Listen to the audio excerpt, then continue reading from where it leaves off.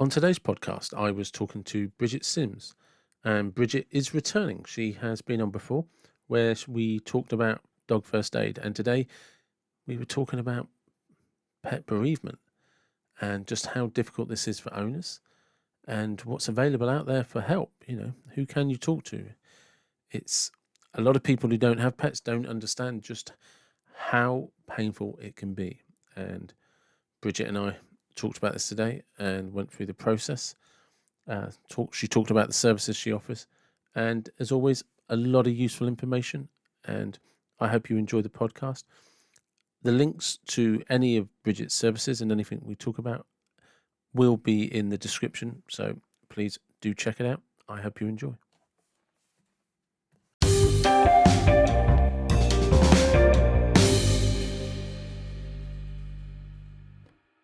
One. Hello, welcome back to the David Watson podcast. How are you? I'm very well, thank you. How are you? I'm good. And we seem to have gotten over our technical difficulties. And just for the benefit of my paranoia, we are recording. So hopefully it's all in order. So just to give people some context, I was locked out of my own Zoom meeting for no reason whatsoever that we can establish. So since we last spoke, you've done a course on pet bereavement, haven't you? I have, yes. It's a course that I did with the Blue Cross. Pretty in depth, I have to say, but absolutely amazing. I mean, just so interesting. But yeah, I'd say quite emotionally draining as well, but so worth it. Really, really good course. So just for reference, I've not heard of the Blue Cross before. Who are they? Blue Cross, so they're a rescue. They have quite a few rescue centres, kind of Oxfordshire, Buckinghamshire way. I'm not sure if they're anywhere else nationally, but yeah, they're a rescue centre, so they obviously take in rescue animals, but they do lots of various things to kind of try and educate people on various things, but also in terms of helping professionals like myself to do further education into other areas where we can obviously help more people, hence the pet bereavement course. Yeah. Um, Because last time you were on, we spoke about pet first aid, we did. and it's and and there were some really simple things in there, just like for people to be aware of, and I can vouch for the little first aid packs because I ordered some, and they are brilliant. So so what? How did you sort of kind of segue into the pet bereavement side of it as a service?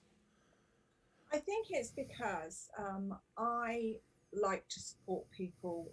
Obviously, primarily I work with dogs, but I like to support people from when they, even before they bring their puppy home, really, working with people to choose whether it's the right time to get a puppy, even what breed of puppy would best suit their lifestyle, etc., etc., so that people can make an educated decision before they even get their puppy. And then I like to sort of support them all the way through, literally, sort of cradle to grave, really.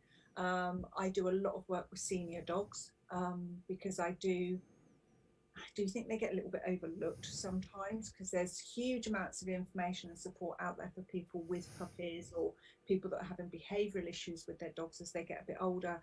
But going into their senior years, there's so much more we can do for our dogs rather than just put it down to old age. So that's a whole new podcast we could do on senior dogs. but We can you do know, that. I'd love to do that because I'm very passionate about senior dogs.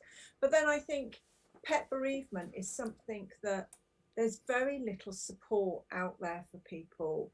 And I mean, you're a dog person. You've had Yeah. dogs all. And you've lost dogs in the past. Have I? And people that haven't had animals or haven't lost an animal don't understand how painful it is, and it Mm. is like a member of your family. And there's very little out there in terms of support, so people when they, or even when they're at the point of having to make the decision about is it time to let the dog go, etc., there's very few people they have to talk it through, to help them, to make that decision. I mean, obviously there are their vets, and their vets will do their very best, but vets are not trained in pet bereavement. And it was, for me, something I was really passionate about, in trying to help people to be as prepared as they can be, but also putting a slight twist on it as well. I mean, we know the number of pet thefts, especially this year. Pet theft has gone through the roof. I mean, it is horrendous. But losing a pet through pet theft, you're still grieving, Yeah. and there's With really worry. there's no help for people that have lost a pet through pet theft. But so pet bereavement support isn't just about a dog that's passed on. It can be about a dog that's been stolen, or it could be that somebody's personal circumstances have changed greatly and they've had to rehome their dog because it's been the right thing for the dog. But for them, that's really traumatic. So it's helping all of those different groups of people and different reasons why you might be grieving the loss of a pet. It's cause funny when you said about pet theft. I had a silly conversation with somebody recently, and I don't mean silly as in like to sort of belittle it or anything, but somebody was just like, because people who know me know how much I adore my dog, how much I love Molly, and and as you know from the previous podcast, she's a rescue, etc., etc. And she's just, over the last year that we've had, she's just changed so much because everyone's just crazy about her. She just gets showered in love. And to put it bluntly, she's turned into a bit of a whore for being stomach rubs and will roll over on her belly for anyone. Do you know what I mean? But I love her for it. But somebody said, "Oh, could you imagine if something happened to her?" And I was just like, instantly just traumatized. And I was just like, whoa, whoa, whoa. And the old age thing, I'm better with. But the idea that, and when you, and the reason I remember this is because when you said about pet theft, I suddenly felt this little trigger. I was just like, "Ooh, hang on a second." And I nearly like, where's Molly? It's the back door shut. And, because I think that's got to be the worst of all. Because not only have you lost your pet, lost your dog or your cat. I mean, we're specifically talking about dogs, but I think it applies to anything, any pet. Is you're then going to be worried what's happening to it, and you just know, in the worst way possible, that anybody that's stolen your dog isn't caring about its welfare, and it's going to be coming under, no matter how somebody tries to reassure you, it's being abused in some way, and that it is traumatized. And Jesus, I don't even know where you begin to help somebody with that. No, it's very, very hard, because I mean, our natural instinct is to fear the worst. And as you say, to fear that they are being mistreated, etc. But it could be that the dog has been stolen to order, sold on to somebody Yeah, quite unsuspecting, who actually is really loving that dog as a member of their family, because they've, what they think, rescued a dog from somebody that can't look after it, or they bought a dog in good faith, and actually the dog could actually be being really well looked after. Um, but it is very, very difficult. It's yeah, it's that not knowing, I think, is the yeah, worst part, and the most difficult part to come to terms with, definitely. But yeah, that's kind of why I really wanted to qualify in pet bereavement, because I just feel that there's so many people that need somebody they can talk to. And it's also, elderly people that have maybe, had their dog for years and years and years. The dog's getting old too, and maybe that elderly person has to go into residential care through, because they just can't stay at home anymore. But they're not allowed to take their dog, yeah, and maybe a family member can't have the dog. And there's that trauma for that person, because they're losing their independence, they're losing their home, and they're losing their best friend. Um, so there's lots and lots of different ways that the support can help. It's not just about when a dog passes on, although obviously that is a part of it. So yeah, there's just so much to it, and I'm really passionate about it. because it's interesting. we've been fortunate with all our pets in most senses, that with the exception of one, um, who we think somehow picked up some rat poison or something. With the exception of that, all of our dogs have lived to a fairly good age. Um, and for no, I don't know how it came about, but it's always me that takes the dogs to the vet. And it doesn't matter who the dog belongs to, whether it's my sister in her house or down here. It's in a weird way, it's a fortunate thing. I've just always been able to do that, and I always feel this sense of, and it's what drives me to do it is I can't stand the idea of my dogs being with strangers. Mhm. So I have to hold them. I have to be the one that has to be there. I have to hold them, and it's the whole last breath situation. And I've gone through it enough times now, and it's never ever been nice. But there's the thing that upsets me more is the fact that um, the idea that they might be in the room on their own when it happens, and I just can't permit that.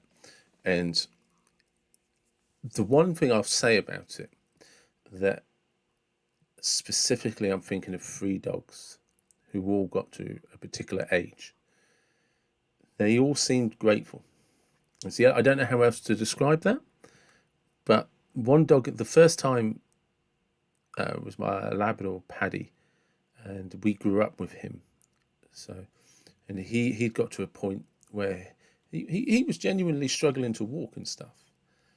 And I took him down to the vet, and when I opened the door for the first time in weeks, he jumped out of the car and trotted up to the vet doors. And the vets, and my experience of vets, every time they are incredibly good at dealing with these, and they're so respectful, so gentle about everything. And literally, as soon as we walked in, they just go straight through. They knew who we were. They straight. And this dog was more active in those 5 minutes than he'd been for the last 12 months. And it had got to the point where he dragged himself outside in the rain and was just lying there. So he was like, it's, and I swear he knew what we were doing. And I think they do. I think dogs can sense, they can sense lots of different things. They can sense our emotions and things, but they quite often say that, literally people will make the decision, make the appointment, and then the dog seems to perk up. yeah, Um, and I think it is because they know. And I think you're right. I think they know when it's time to go. And all you can do is help them the best you can. And I going back to your point about being with them, I mean, it has to be very individual, but I think most vets would prefer the owner to be there or a family member to be there so that the dog has got somebody that they love with them when they pass on. Um, and I think that's probably the last act of love you can give yeah. your dog. But for some people, if they're really, really distraught, it's actually kinder for the animal for you not to be in there, because obviously your dog will pick up on that. They will be frightened because you're really upset, and so they will be frightened because they don't know what's happening, but it's obviously something really scary.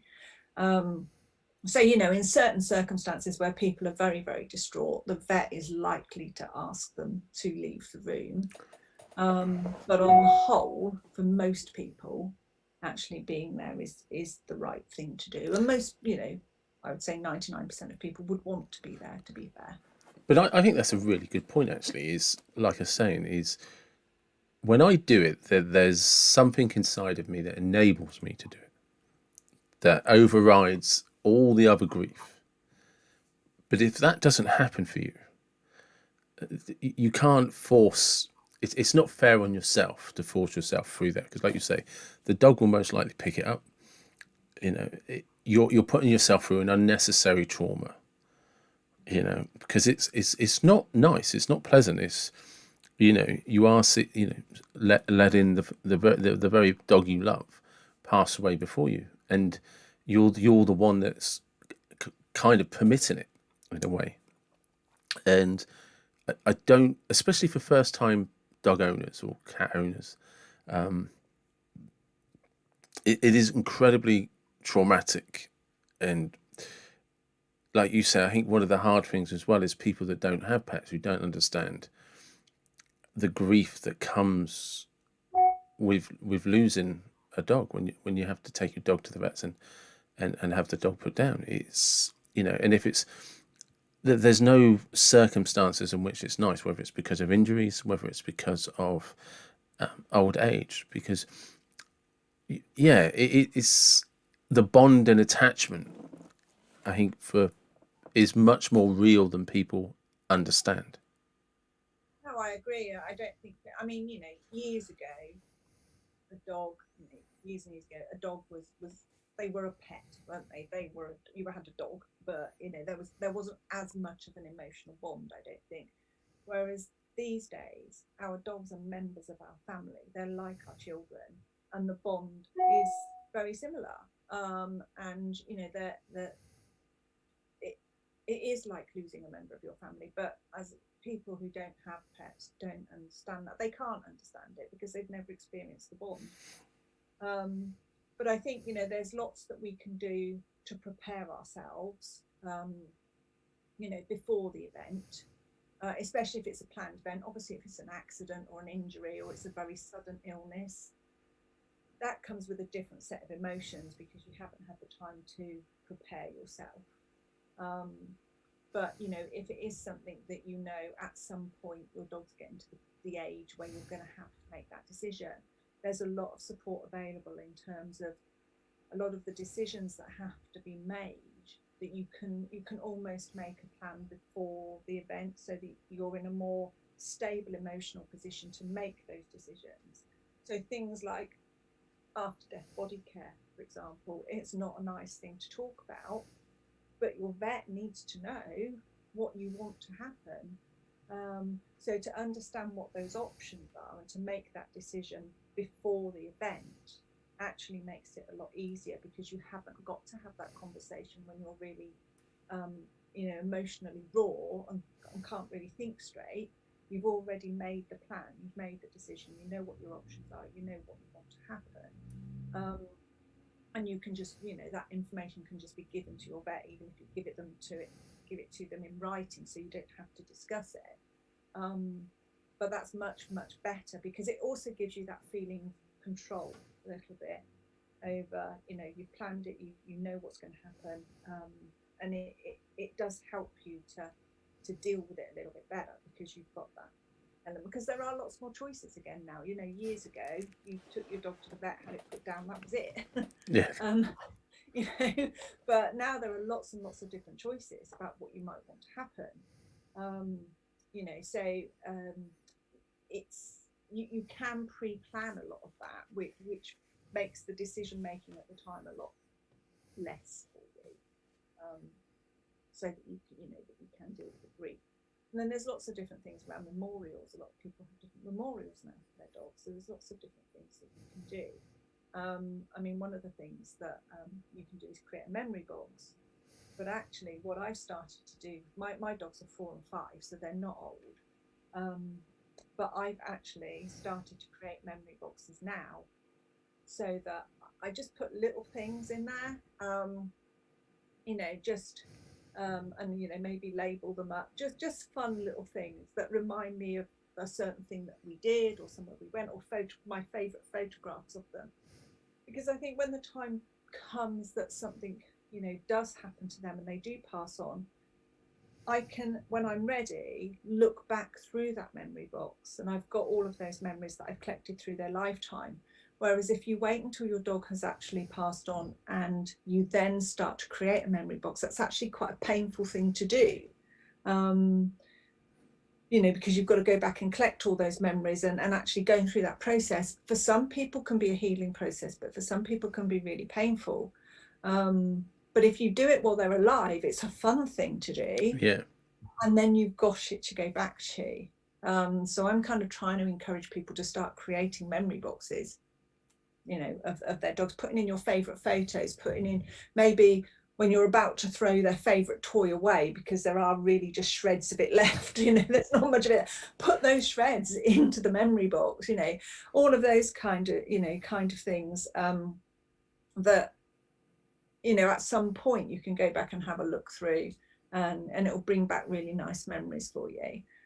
So there's lots and lots of different things that we can do.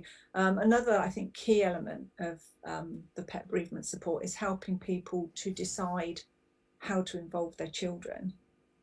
If they've got children and they know that they're going to lose a pet, how do you talk to the children? What do you tell them? How much do you involve them in it? That's quite important, really. Because one of the things that's quite often said to children is, well, we've had to put the dog to sleep. But depending on the age of your child, that could absolutely terrify your child, because then they're not going to want to go to sleep because they think they're not going to come back. So you've got to be really careful about what language you use, and how what is appropriate for what child at what age to involve them.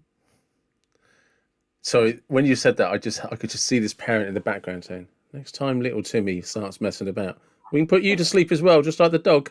No one saw the dog again." Yeah, somebody probably would actually, which would be really It's a cruel. good job I don't have children, because you can see my parenting skills right there. Do you remember the dog? Put to sleep, no one saw it again. Yeah, Yeah, carry on, son, carry on. probably a good job you did. But it But is, it's there's so much to it. There's so much more to it than just talking to somebody after they've lost their dog. Does that make sense? it I does, think yeah. that there's an awful lot to it. I mean, because as you're talking about that, I'm becoming very much aware, because I'm obviously reflecting that because I've had dogs all my life, I don't really remember any of the grief from being a child. And that's probably because there was always pets, there was always dogs, there was always pets. So it was a process we grew up with. But as I've gotten older, that's when I started to notice the grief increased with each pet. So the last we had a collie, Toby, he was put down about 3 years ago. My brother and I still talk about him, and we still grieve. We're still grieving for him. We've, and I don't. I have a theory that that's probably because Toby was around at the time my niece and nephew were born, and he grew up with them as they grew up with him. So I don't know if it's the first time, because as an adult I've seen that dogs and kids and kids and dogs, and that attachment has added to how I saw the dog. Whereas all the other dogs were more when I was a young adult or I was a child and teenager. So it's that's the only thing that I can put that's different, other than I'm just much older now. Because you're typically talking about, with each dog, unless you're really unlucky, each dog's going to be around for at least a decade plus a few years. So it becomes a generation thing. With every generation there's a dog, and that's kind of, with every, my memories are kind of like, oh, this is the dog we had in the 80s, these are the dogs we had in the 90s, these are the dogs in the noughties. Yeah, no, absolutely. But I do think there is an element there of what you say about the relationship you have with the dog can also be attached to other relationships.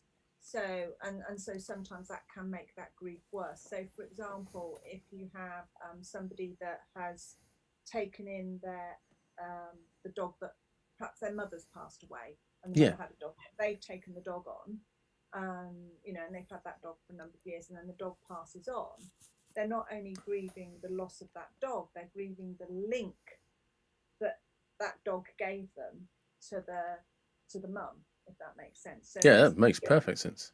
yeah, so there's it's not depending on kind of, I Because it's a guess, if a living link, isn't it?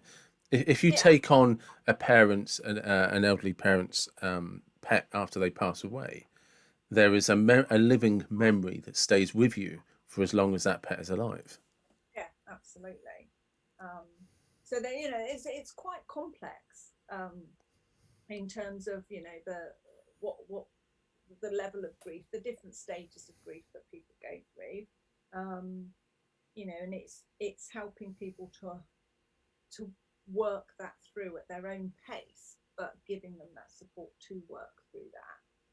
Because quite often people just need a sounding board. They just Yeah. need to talk it all out, and then they work out for themselves where they are and what happens next. But it's just quite often, you get people who, because they don't understand, will say things like, "Oh, you're going to get another dog." Yeah. Well, it's just like, but even if you do get, and for some people they do get another dog really quickly, which is for them is the right thing to do, and that's absolutely, that if it's the right thing for them, then that's great. But I mean, I think everybody knows, even getting another dog, they're not replacing the dog you Yeah. lost. It'll be a different character, a different, a different personality. It's not a replacement. Um, but some people do get another dog very, very quickly. Some people will wait a few years because they don't feel that it's right. It's a very individual thing to do. But somebody just telling you to go and get another dog and you'll get over it is not really what you want to hear. Yeah, I think because I think sometimes like we as a family we weirdly we've never purchased a dog. We've always just they just kind of turn up. I know it's a weird way of saying it, but it's always somebody else's dog that they can't look after anymore. So we're just like, yeah, we'll take it, And it's my mum calls it. It's just a sob story. We'll just take anyone's sob story. Do you know what I mean? And we've had the best dogs. And I know there's some bias there, but considering we've never done anything other than just keep the door open to anybody that can't take their dog anymore, we've done fantastically well. Do you know what I mean? But I think it's a good point, isn't it? Because there are kind of two different types of dog owners, if that's the right way to describe it. Dog owners that love their dogs, appreciate their dogs, and when that dog kind of comes to its time, they're very respectful of that. They mourn, they grieve, but there's a part of them that I have to have another dog in the house. They miss the presence of a dog, Mm-hmm. and it's nothing to do. It's no disrespect in any way, shape, or form to the previous dog. And our house is like that. When the dog passes, sometimes we've been lucky that we've had two dogs, so the space is still there. Isn't sorry, the space doesn't need filling. But like with Toby, it was 2 years before Molly came along, and the thing we noticed was there's just an emptiness, and that emptiness constantly reminded us of Toby, and that was kind of almost painful every day because we were all very aware of it. And I think for some dog owners, that's actually why they have to find another pet, another dog, because there's just a huge space left that constantly reminds them of their last dog. I mean, and that's just my own personal experience. Um, Mm-hmm. and then I think you're right that there's other dog owners that when they lose a pet, just maybe it's from guilt for the grief, they're not able to find another pet without feeling bad, like they're not respecting their last pet. Mm-hmm. Yeah, you're right. And I think some people will wait a couple of years or so, and then maybe we'll get another dog. Um, and quite often with those people, I guess, a similar circumstance that you described, in terms of quite often with those people, it will be a dog that comes along that needs a home, Yeah, and they take it on. And somehow I think that helps them to feel less disrespectful to their previous dog because they're giving a dog a home that needs one. Um, but some people will go and get a new puppy and go, and start the whole kind of life process again. And I think, like I say, it's very individual. It's whatever's right for that person. There's no right or wrong, I don't think, in terms of when and if you get another dog. It's really what's right for you. it is because I do think, like we said at the beginning, for non-pet owners, it's our dogs are our family, you know. And like you said, it's changed very much from, say, my grandparents' generation, where they had dogs, but the dog slept outside in the kennel. The dog was fed scraps of food. Now the dog was treated absolutely fine. The dog was loved, but it was very much more a tool than a pet, or to term it better, as you said, a family member. No, it's a dog. and it has a role, it has a job. Do you know what I mean? And that's to bark when strangers turn up and keep the rats down near the chicken coop. Do you know what I mean? It was, whereas now it's much more like, we joke about this. If my granddad's seen how we live with our dogs today, on the couch, sleeping on the bed, he I've said to my mum, he's rolled in his grave so many times he's dug another hole. Do you know what I mean? Because he was a very, he was an Irishman, very different generation, and the dogs, they slept outside, you know. And if somebody ever said, "Well, it's cold outside," that's why he's got a fur coat. Yeah, yeah. Yeah, it is a very different bond now. I think, for the majority of people, a very different bond than Although, it was. actually, I should just add, sorry, he did have his last dog was stolen, and and this was many years ago. You can go back to the 80s, and he never got a dog after that. He never recovered from that. So in his own way, he had that strong bond, you know. But it's, yeah. How do you, like? Because like you said, some people, like, they just need, I suppose, like you say, that sounding board. But it's probably that echo chamber, because to avoid those people who are like, well, you just get another dog, or like, it's only a dog. It's, you know, what is, where do you start? It obviously depends on the individual that you're working with, and kind of where they are in the process. Some people just want to be able to talk about the dog. They want to be able to talk about the personality. They want to be able to talk about memories, and that actually helps them. Whereas maybe they feel they can't talk to their partner because their partner's dealing with grief in a different way and just doesn't want to mention it, doesn't want to discuss it. It's, the dog's name can't be mentioned. And when you've got two people that are dealing with grief in a very different way, that can be really, really hard. So it's about, just letting the person talk about what they want to talk about. Whether it's memories of the dog when they were a puppy, whether it's their final days, um, whether it's did I make the right decision or not, and then we can talk through, well, what was it that your dog loved to do? What during their life, what was their favourite thing to do, and were they still able to do that? And obviously the answer most of the time is no. And you start to talk through the quality of life that they may have had, which helps the person then to accept that they have made the right decision. Um, and it's, as I say, it's very, very individual. There's no kind of one size fits all. It's about what that individual wants some help with, and it could be that they just need somebody that will listen to them talk about their dog because everyone else is too upset to mention it.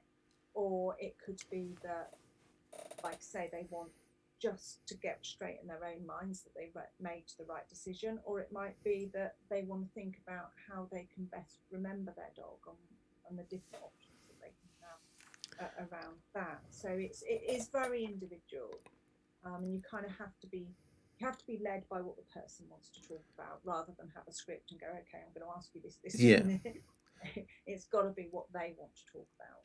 but you just made, it's probably the most glaring point, is one of the big differences with pet bereavement, especially, like I said, I mean, we kind of mentioned it earlier, but we didn't get into the details.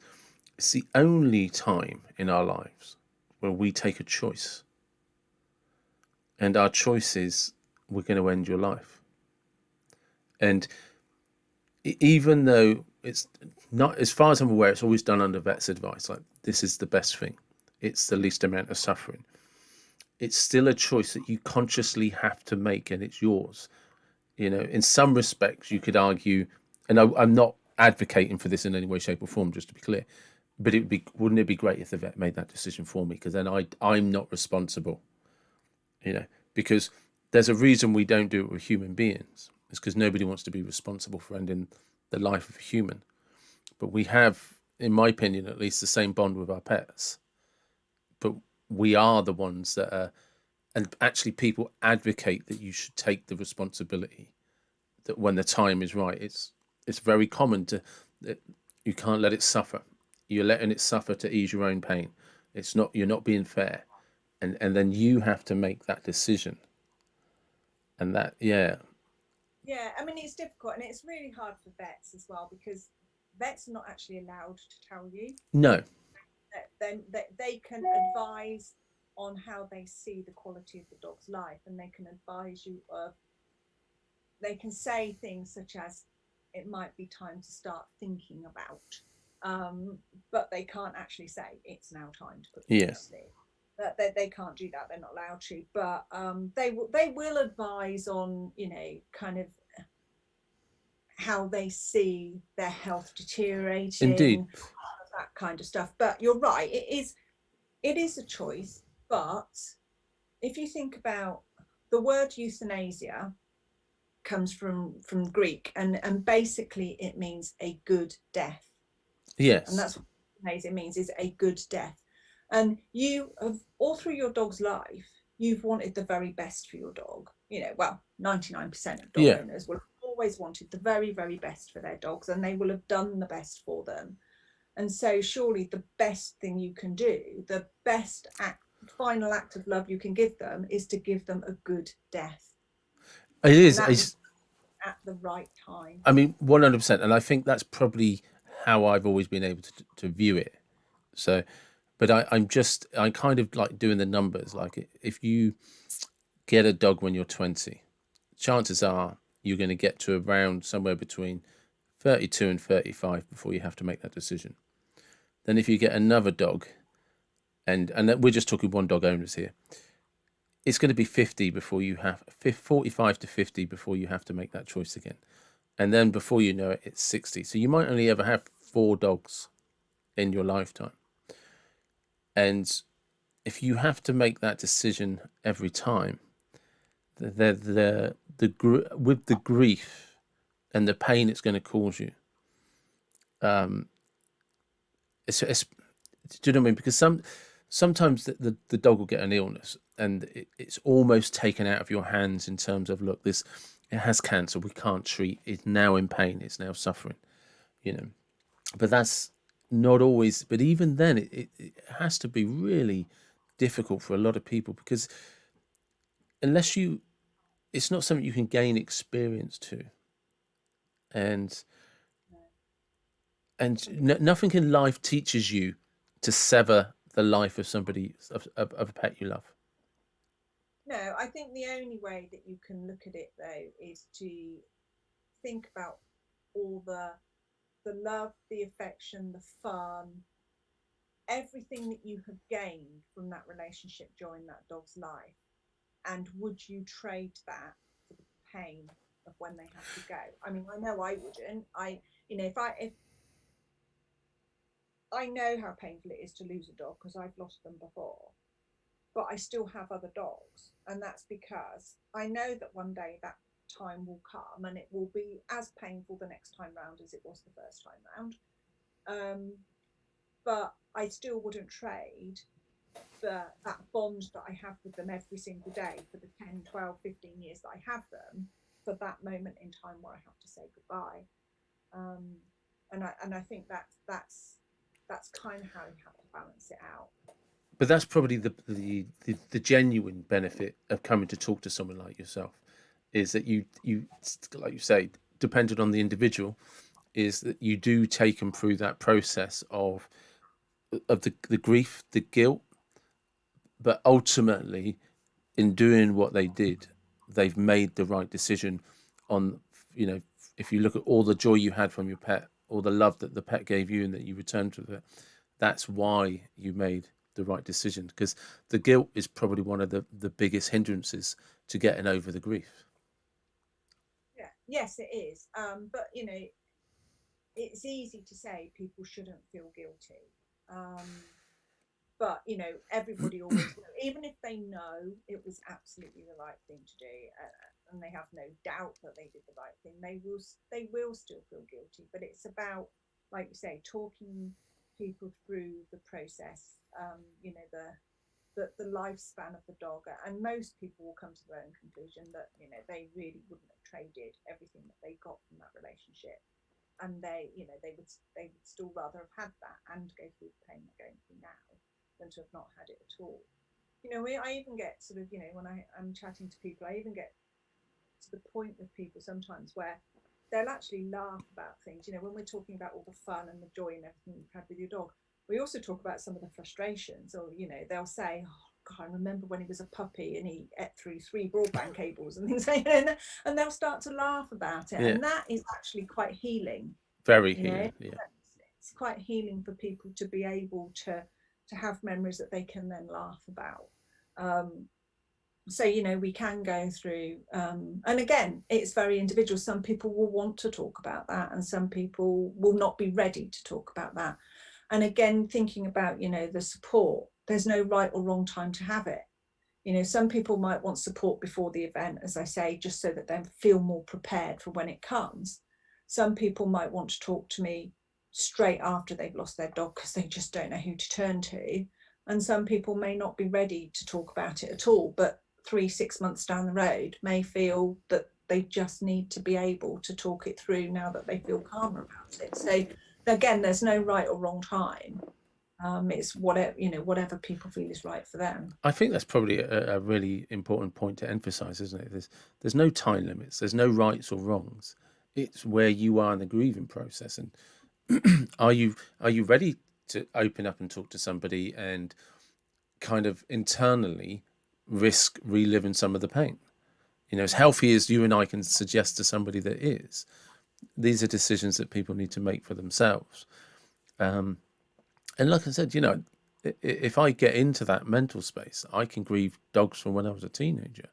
So there's an argument that maybe I've never recovered, never gotten over it. It's, there's, I think it's important for people to understand, if they're, who are listening to this,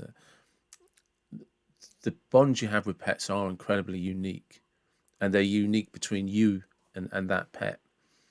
And you shouldn't feel under any pressure to be doing anything right or wrong with how you're dealing with that grief.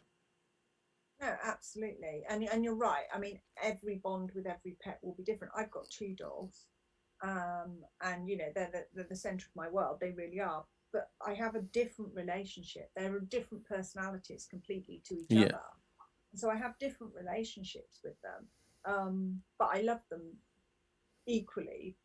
But it's just different. It's yeah. a very different relationship. It's quite funny because a while ago now, I was probably giving them cuddles and kisses as I do regularly, and my husband said to me, "You love those dogs more than me," and I turned around and said, "What's your point?" Yeah, yeah, so, yeah. It's like, oh, well done. You finally caught up. I know, but I do genuinely, and I also know that if anything happens to, even though I am trained in all of this, and I genuinely want to help people as much as possible. I know when it comes to my own dogs, it's not going to be any easier for me to deal with just because I know all of this stuff. No, It's but just we should also add that if something happened to your husband, you would also miss him and be upset. yeah, of course I would. Yeah, Yeah, yeah. I mean, obviously, if the dogs are there to comfort you, that's a lot easier. But it's just there is a pecking order, yeah. and he's just it starts with the dogs. Hey, he's on the list. What? He no, he made the list. He made the list. Do you know He what I mean? did. It's sellotaped to the bottom of the main list, but he did make a list. On You know? it. He's on the list. That's all that matters. And how are Alfie and Mabel? Yeah, good. Actually, I mean, it's really strange because about 3 weeks ago now, I had a bit of a scare with Alfie. Oh dear. In that he didn't seem himself one day. It just wasn't right at all, and I just kind of kept an eye on him. And then the next, when you just get this feeling that Yeah. something isn't right, and I woke up about I don't know about 5 o'clock in the morning, and I just knew something wasn't right. Now my dogs sleep downstairs, so I went down, and he'd lost the use of his back legs. Um, Wow.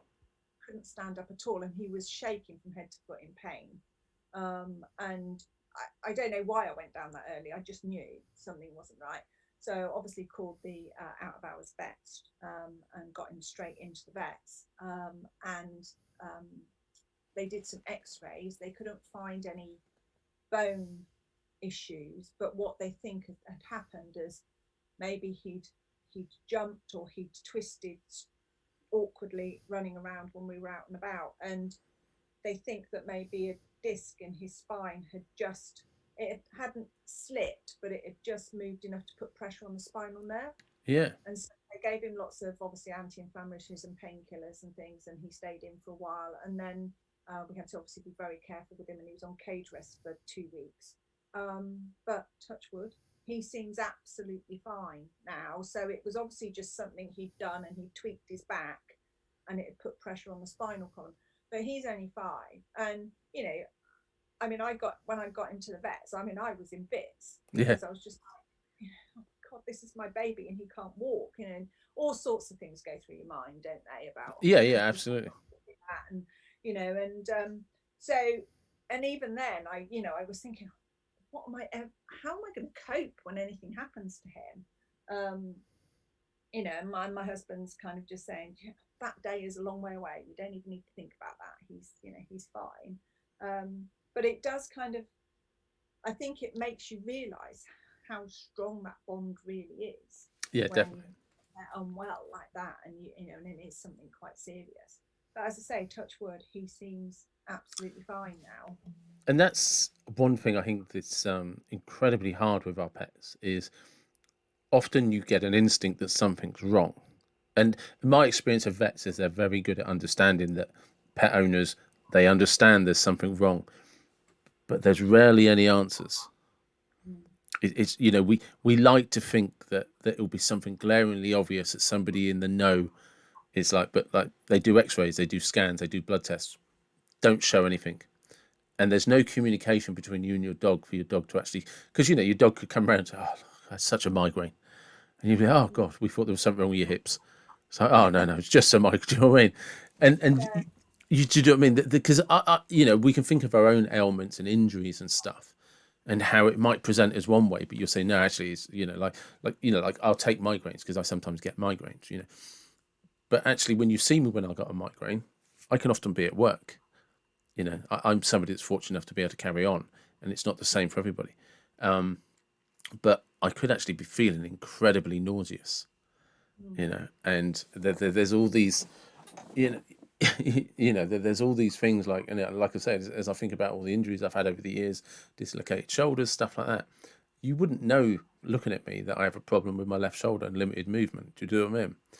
And that's the thing with that is I can tell you that, but yes, exactly. Yeah, our dogs can't tell us what hurts, and we can't explain to them what we're doing to make them better.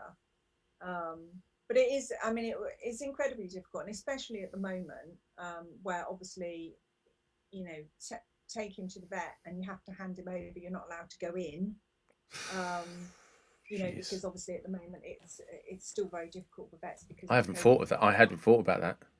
You can't actually, you have to kind of hand them over. I mean, they were very good because I went out of hours. We did go into a room where I could stand 2 meters away from the vet and explain what was happening. But most people were out in the car park, and the vet nurses were coming out to the cars to take the dogs in, and people can't go in with their pets. That's quite difficult at the moment. Shit. Sorry, Um, that literally sent a shudder down my spine because I could yeah, not imagine. Because I'd be there on one hand, I'd be like, I really need your help, blah blah blah, and then the other hand, you're not going near my dog without me. it's really hard, and because I went to an out of hours vet, I have to say they were absolutely fantastic, but they're not my normal vets. So I was going to a vet I didn't know, um, Jesus.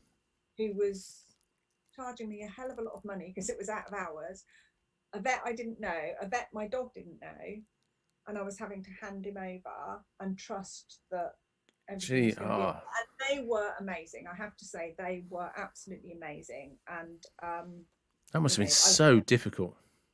it is. It's really really hard because you don't know what's happening. You kind of you go leave him there, come home, and then of course my other dog is pacing around the house because she Yeah. doesn't know where he is, and I can't explain to her where he is. So it's all of that to deal with. And your poor Um, husband, who doesn't even make the lists, is trying just I don't even know he's where to start.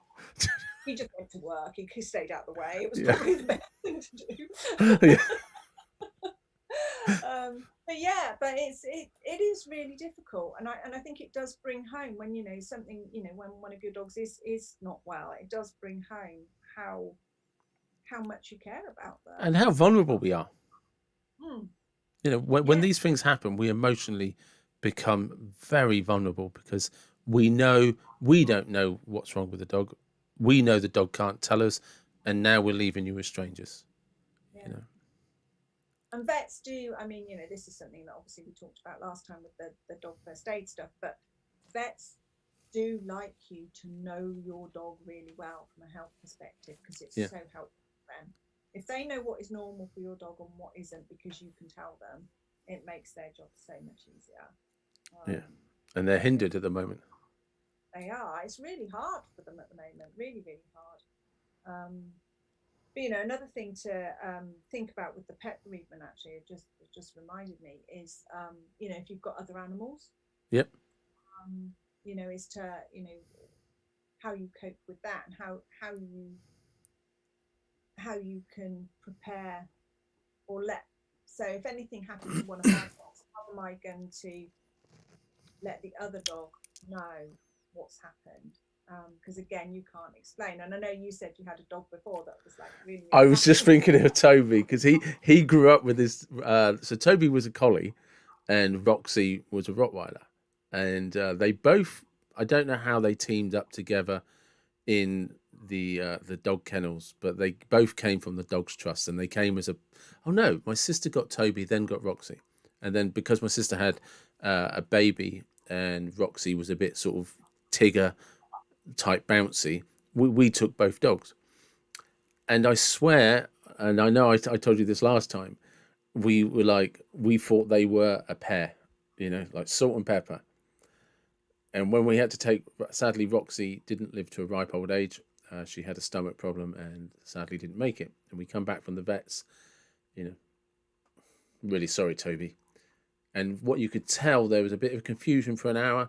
And then when he realised that Roxy wasn't coming home, if that dog could have done cartwheels, he would have. You could just see it was good riddance, bitch. I never want to see you again. And the dog, Some honestly, dogs, Toby was the happiest dog I ever saw after that. yeah. Well, some dogs are like that because you will always have a more dominant dog. I mean, that's in their Roxy was nature. dominant. There's always going to be one. It's in their nature that one will be dominant. But we And had a, sorry to cut you off. We had a when Paddy the Labrador died, we had a Rottweiler then called Sasha, and she did mope around for quite a few weeks. She grieved, and we had a cat at the time called Garfield, obviously, and shows you what generation, what sort of decades I'm talking about here. But when Sasha died, Garfield's, because we all our dogs, a bit morbid this, but all our dogs are buried in the garden, and Garfield slept on the grave for about 3 weeks.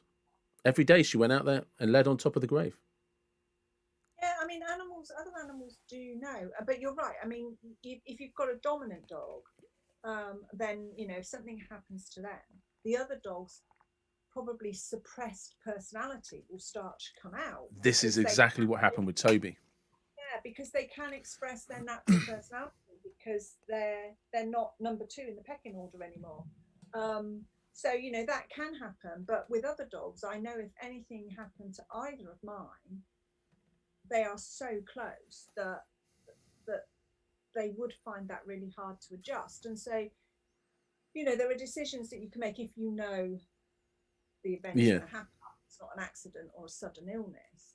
You can make decisions about, well, do you have your dog euthanized at home? Because if you have them euthanized at home and you've got a second dog, a vet would never suggest you have the second dog in the room while it happens, but you can actually then bring your second dog into the room afterwards to see the body because it helps them to accept what's happened. They understand that that dog's passed on, and it helps them to accept. Whereas if you take your dog to the vet and come back without it, your other dog can become really, really anxious. They'll keep going to the door, they'll keep pacing the house, they'll keep yeah, pacing the garden because they're looking for them because they don't understand. And that actually can make them quite poorly. They yeah. can go on food.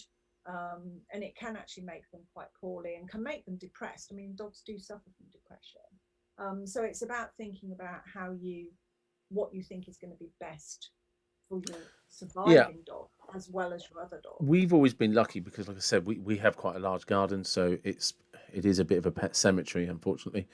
So I think for the surviving dogs, they're always present, so Mm. that they see the process, they can smell the dog, and like I said, I've experienced both where with older dogs, there was definitely a mourning period where they went through, and they would hang around the grave a bit. They would always go there when you let them out in the morning, kind of sniff the ground, and eventually that stops. We had a cat that would lie on the grave for a while, and then there was Toby. It was just an out and out celebration, but it was exactly what you said. This different dog appeared. This different dog came out, and this different personality, and it was like two different dogs. Toby pre with Roxy, Toby after Roxy, and what a different dog that was. Yeah. So, it's not necessarily a bad thing, but it's about knowing your dogs well enough to know what the right thing for them is, really. I mean, I know, as I say, I know because my two have kind of grown up together and there's only 10 months difference. And I mean, they're on the sofa behind me now and they're just curled up together. They're Yeah, together all the time. I know that they would be really confused. I mean, even just leaving Alfie at the vet's for a day, Mabel really struggled to settle because she wondered where he was. So, that also gives you a bit of a clue in terms of what would be the right thing to do if the time came, because you know already how they react when the other one's not around. yeah. So yeah, it can be quite complicated. It is. It is. These things aren't simple, which comes back to the importance of being able to talk to people who understand it's not black and white. They understand there's deep complexities to these, and that there aren't time limits, and there isn't a right way to grieve. No, absolutely. It's very individual and very, and it's based on life experience as well. I mean, if you're somebody that has, has never maybe lost a significant family member, it might be the first bereavement and the first time you're grieving like that, and you won't really know how to deal with it.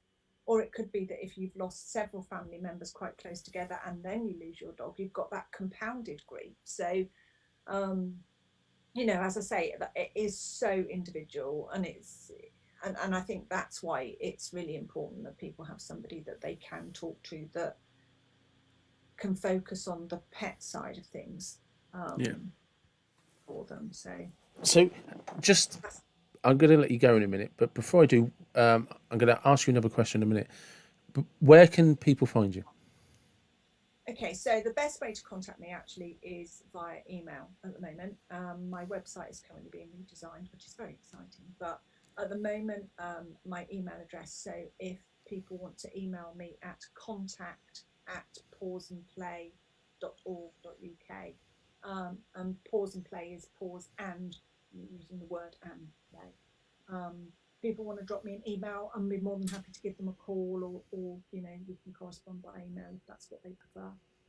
And you're also that pause and play is on Facebook. It is, yes, yes. So if you can look up Pause and Play on Facebook, I think if you search at Canine Healthcare, it's the easiest way to find it. Okay, and I'll do what I did last time. I'll ask you to drop me a link to all of those, and I'll make sure they're on all of the appropriate links to the podcast. And lastly, just because it's that time of year, advice on ticks. Ticks, ticks. Okay, so yes, between May and November, lots and lots of ticks around. Dogs can pick up ticks from anywhere, but if you walk your dogs near sheep or across maybe through woods where there are deer, there's a higher risk of ticks. But they can pick up ticks from anywhere. If you find a tick on your dog, remove it straight away. Okay, never. People sometimes think, oh, well, it's not bothering the dog, shall I leave it? You need to remove it straight away, and the only safe way to do that is using a tick twister. And you Um, sell them on a website. I do sell tick twisters, yes. I know nobody else will be able to see this, but you can see them here. Look, little tick twisters. I don't know if you Yep. can't, but they are the only safe way to remove them. And the reason I say that is you'll see lots of things on social media that say, oh, dab it with alcohol or dab it with washing up liquid, that'll kill it. It does. But what happens is the mouthpiece of the tick tends to stay in the dog, and that can get infected. But also what people don't realize is that if you stress a tick when you're trying to remove it, which dabbing it with something to kill it is going to stress it, what they tend to do is regurgitate their insides back into the dog, and that's how they spread Lyme disease and other tick-related diseases. So you need to get that tick out without stressing it, and the only way to do that is with a tick twister. So Right. yeah, remove them straight away. Always use a tick twister. Once you've removed them, you need to kill them. So a couple of ways you can do it. You can pop them in a plastic bag, seal a plastic bag, and chuck them in the freezer for half an hour. That will kill them. You might forget to get it out of the freezer and find it the next time you go to get your dinner, but or you can squash them. But if you are going to squash them, you need to make sure you put disposable gloves on, because if you come into contact with any of that fluid, excuse me, you can also get Lyme disease. Yeah, and Lyme disease is very dangerous for humans. And if you get it, it lasts a very, very, very long time. I know people that have had Lyme disease, and there's a theory that you never lose it. No, and it's very difficult to diagnose as well. So actually, you can be really, really poorly before they finally diagnose it. Because a lot of people don't know they've been bitten by a tick. No. So yeah, really, really important that you kill them, and do it as cleanly as possible. So, and use a tick twister. A tick twister, only safe way to do it. Perfect. Thank you very much. No problem. You're very welcome.